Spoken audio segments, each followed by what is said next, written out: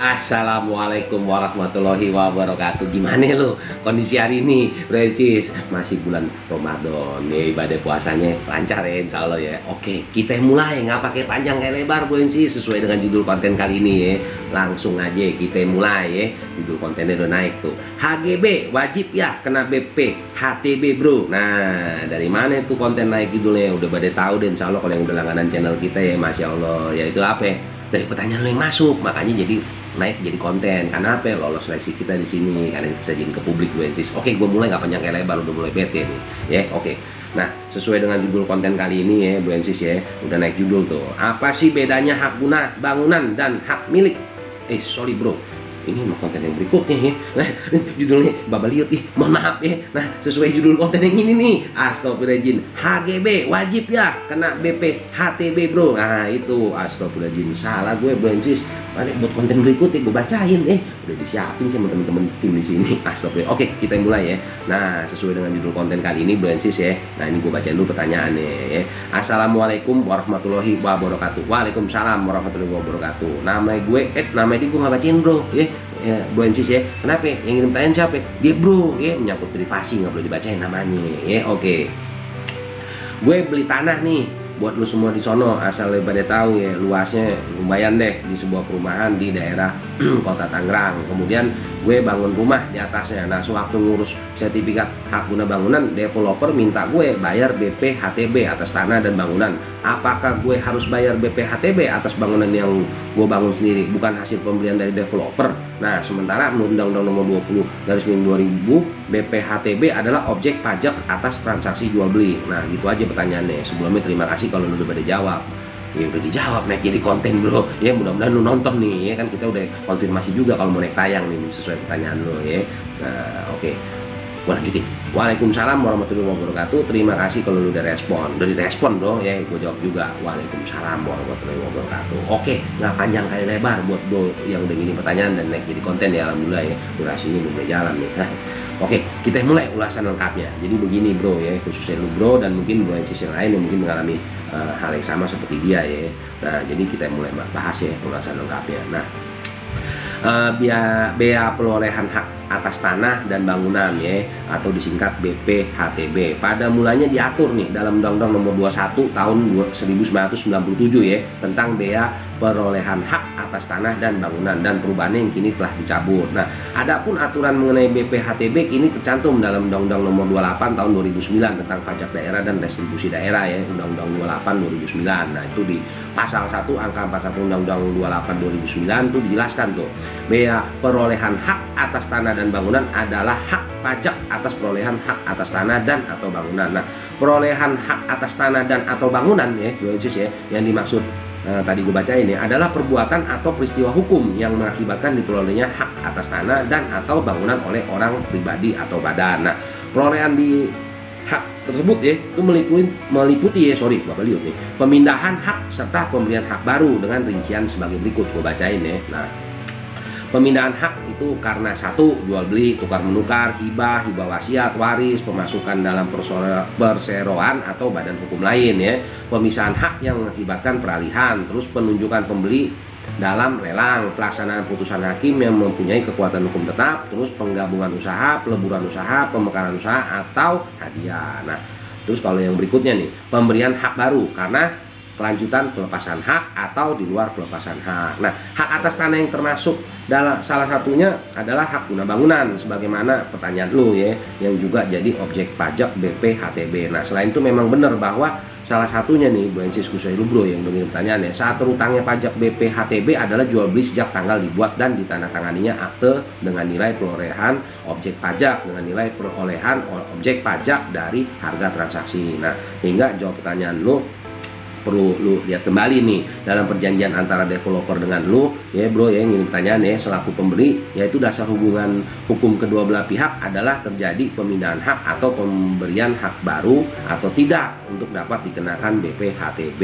Jadi jawabannya seperti itu gitu loh bro yang pengen pertanyaan, dan juga bro Ensis yang mungkin mengalami hal yang sama. Nah, sebelum mengudahan nih ya, itu jawabannya, insya Allah lu dapat pencerahan nih bro yang begini pertanyaan ya, sesuai dengan judul konten kali ini. HGB wajib ya kena kena BPHTB bro. Nah udah dapet jawabannya kan tadi ya, udah gue bacain tuh sesuai dengan jawaban yang kita berikan di sini ya. Nah sesuai dengan judul konten kali ini, dasar hukumnya gue bacain dulu nih ya. Untuk konten kali ini dasar hukumnya Undang-Undang Nomor 28 Tahun 2009 tentang pajak daerah dan restitusi daerah, Undang-Undang Nomor 11 Tahun 2020 tentang cipta kerja.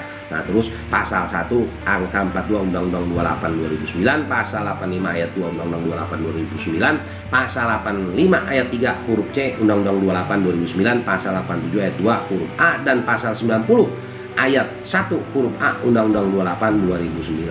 Nah untuk kali ini mungkin lu orang semua berarti ya, kok cepet banget nih konten kali ini jawabannya ya. Nah sesuai dengan judul konten kali ini, HGB wajib ya kena BPHTB bro. Khusus lu yang mengirim pertanyaan itu jawabannya. Nah tapi lu gak usah khawatir bro ya, kalau ternyata di konten kita kali ini kok jawabannya kayaknya lu kurang, pencerahannya kurang jos, lu gak usah khawatir, lu kirim deh ya kontak person lu. Nanti insya Allah kita akan bikin sambungan untuk konten yang sekarang nih ya, kita ada live streaming dan kita undang pakar dan juga narsumnya ya, kita diskusi bareng. Makanya kita butuh kontak person lu bro ya, bro lu ya, maksudnya yang dengerin pertanyaan dan naik jadi konten ya, alhamdulillah. Nah gitu. Nah juga seperti biasa nih bro cis, buat lu semua yang mungkin udah ketemu channel kita dan juga yang baru langganan ya khususnya ya, mungkin nanya ya, kalau gue mengirim pertanyaan seputar masalah hukum seperti bro tadi dan bisa naik jadi konten, kirimnya kemana pertanyaannya? Nah di nongol nih, supersamalawfirm@gmail.com, lu kirim ke sono no ya, buruan screenshot ya. Nah lu kirim ke sono bro cis ya, tapi nanti ada syaratnya nih, kita seleksi dulu. Gue sama teman-teman Super Smart Law Firm Podcast di sini seleksi dulu, kalau pertanyaan lu layak kita sajikan ke publik, kita naikin jadi konten nih, kita sajikan ke publik, kan nggak bisa sembarangan ya, intinya gitu ya. Nanti ya kita tayangin naik jadi konten, tapi kalau nggak kita jawab lewat email. Dan juga buat lu bro cis yang pertanyaan belum dijawab nih, mohon maaf ngantri ya, insya Allah tetap kita jawab dan insya Allah kita naikin jadi konten. Kalau memang kita seleksi di sini, kita naikin jadi konten karena kita sajikan ke publik ya, kita naikin jadi konten. Itu aja, gue bolak-balik nih bro cis, masya Allah, mohon maaf ya gitu. Nah jadi seperti biasa bro cis ya, sebelum gue pamit ya, karena nyangkut durasi nih, lu udah mulai bete ya, biasain ya kalau nonton channel kita, konten-konten kita semua jangan di skip biar nggak gagal paham ya bro cis. Nah jadi intinya gue mau pamit nih ya. Jadi bro cis, sebelumnya gue sama teman-teman di sini ngucapin terima kasih ya kalau lu yang udah langganan channel kita dan ngikutin konten kita ya. Tapi jangan lupa kalau lu yang udah langganan berarti lu udah subscribe dan klik loncengnya, di share ya, biar apa ya, kita berbagi ilmu sama gue yang lain. Nah juga bagi lu yang baru ketemu atau mantengin channel kita ya, kalau memang ternyata insya Allah lu cocok, jangan lupa klik subscribe, klik loncengnya ya, biar apa ya, kalau konten kita update lu bisa ngikutin gitu maksudnya ya. Masya Allah, gue bolak-balik begitu aja nih tiap konten ngomongnya, masya Allah, mohon maaf ya. Oke, sebelum gue pamit seperti biasa bro cis ya, karena ini kan gue sama teman-teman di sini kan namanya manusia biasa ya. Sebelumnya gue minta maaf nih kalau ada salah-salah kata ngewakilin teman-teman Super Smart Law Firm Podcast di sini ya bro cis ya. Tapi lu nggak usah pada khawatir, setiap menjawab pertanyaan yang masuk, kita semua jawab pertanyaan lu sebelum naik jadi konten, kita benar-benar seleksi ya. Dan juga kita selalu mengacu menjawab pertanyaan lu semua, dari mengacu dari apa ini, peraturan perundang-undangan yang ada serta regulasi yang ada, dan informasi yang akurasi lainnya yang kita himpun, yang akurasinya insya Allah jos gitu lah bro cis ya. Oke, seperti biasa ini masih suasana pandemi covid nih, gue mau ngingetin terus nih setiap konten, jangan lupa ya pesan mama prokes, pakai masker, jaga jarak, cuci tangan. Dan lu kalau aktivitas dari lu di luar ya, lu balik pulang ke rumah lu, ke keluarga lu, jangan lupa selain pakaian yang bersih ya, pola makan, pola hidup, olahraga tiap hari dilakuin gitu ya. Kenapa?